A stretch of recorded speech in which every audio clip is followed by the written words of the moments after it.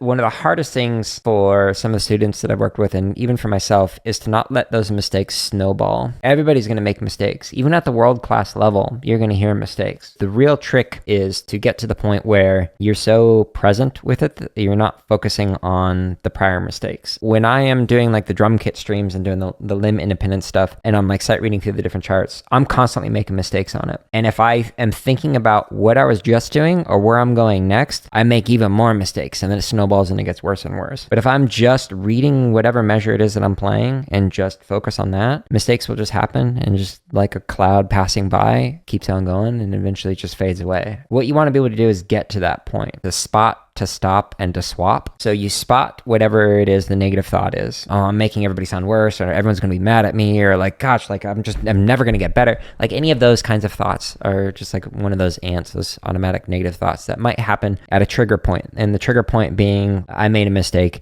and now all of a sudden it's spiraling into the negativity. You spot when that is happening. Sometimes it'll be immediate, and then other times it might be like, oh wow, I realized that just for the last 5 minutes I've been ruminating on this thing and really down on myself over that. But the next step, after you actually realize you're in that negative headspace, the stop is to, okay, I recognize that this is not helpful for me right now. I need to do something that is more positive and is going to be beneficial. And so I'm going to stop having those thoughts. But you immediately then go into the third step, which is to swap. And you swap it with something else that you can keep your mind on. And so that could be like a positive thought, like express gratitude. Or another thing is like, okay, instead of focusing on the mistake that I made or beating myself up over something, to instead focus on, okay, I'm going to really just focus on playing to my feet. Or I'm going to really focus on relaxing my left thumb. So you focus on some kind of a thing that you can control or pay attention to. If you can refocus into the present by doing spotting when you're having the negative thoughts, stopping that negative thought, and immediately swapping into something else, and you can train yourself over time to have that process be faster and smoother, then that is a way to get those negative thoughts, those things where you beat yourself down, as just like a cloud passing through the sky. And just remembering, again, everybody makes mistakes. Whether you're the best drummer or the worst drummer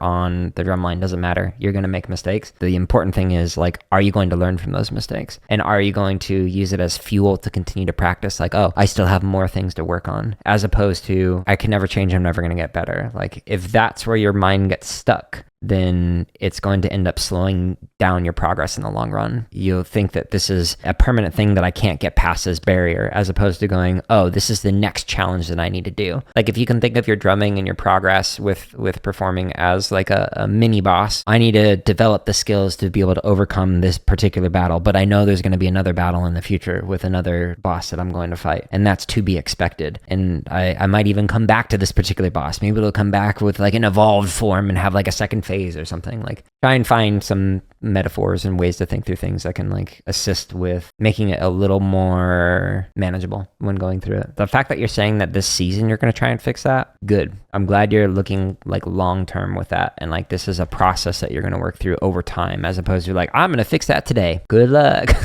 Because it's going to take time, and know that there's going to be like moments where you're like, when you make progress on it and then you're like, take a step back from it, and that's okay. Like there are so many things that are like these long-term effort projects that you're going to have with yourself, with your playing, with your mentality, etc., where it's going to take months or years of effort, and there will be moments where you're like disappointed because it feels like you're making progress and then it stops or it slides back, it regresses, and that's okay. Like that is a normal part of being a human and just trying to improve at something, whether it's a skill or a mindset or whatever. Before I get to the next tip, I just want to say really quickly that you can find literally thousands of hours of free drumming play-alongs and drumming tips in the link at the top of the description, or by going into my home tab of YouTube. I mean, hitting the gym is good for your body and your mind. So yes. Do you need a weight lift to drum? No, not at all. In fact, that can cause more harm than good. I knew some people who tried to like, oh, I'm going to use like literal hammers to like work on my finger technique because that's like weight training for your fingers.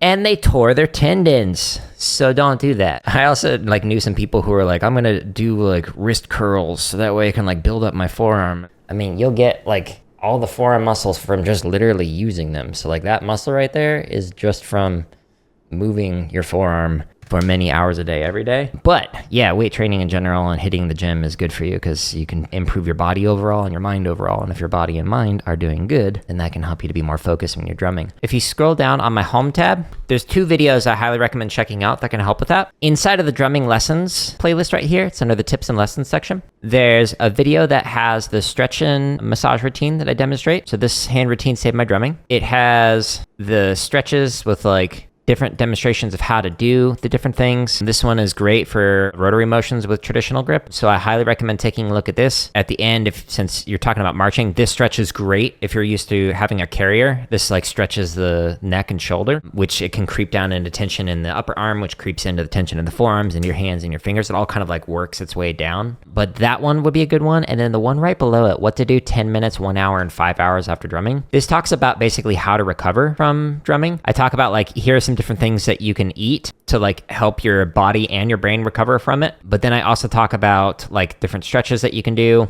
and then using like sleep and compression and like hot and cold therapy. So like ice packs versus like heating pads, etc., and how those can help you out. So those 2 videos are specifically on recovering. And then the other thing is just like staying as relaxed as possible. And I've got like how to hold traditional grip, that video, but also inside of the drumming tips playlist, the one that has over 17 hours of like responding to Q&A, like drumming tip number 88, how to play relaxed accent taps. Like that one might be helpful for you. But there's a ton of content in here on like how to help relax yourself while playing. But give it like a week or so of like going through those recovery routines, and do that stretch and massage routine at least once, if not twice a day, like one when you warm up and the one at the end of the day. If you go through that, then that should have a profound impact on you. The reason why I do the passive stretching for seconds rather than dynamic stretching for reps, when initially like talking about it with the hand specialist that I went to, basically thinking of it like a doctor of hand, they were saying that there's a tendency, like if people do like this kind of a stretch where they're like actively like pulling back like this and like doing like stretching more active, like you're saying, there's many ways to do it, but it's just like one of them. Like you can over stretch it, but like if it works for you, then go for it. Like everybody's anatomy is going to be different. And so for me, because I was like trying to do this without exacerbating the hand injuries that I had at the time, and now like I'm trying to just not get those hand injuries again. Like for me, the passive stretch where you just stretch and hold, like it feels good, and I don't run the risk of just like overdoing it by like pulling too far. If your anatomy is like feels more comfortable doing the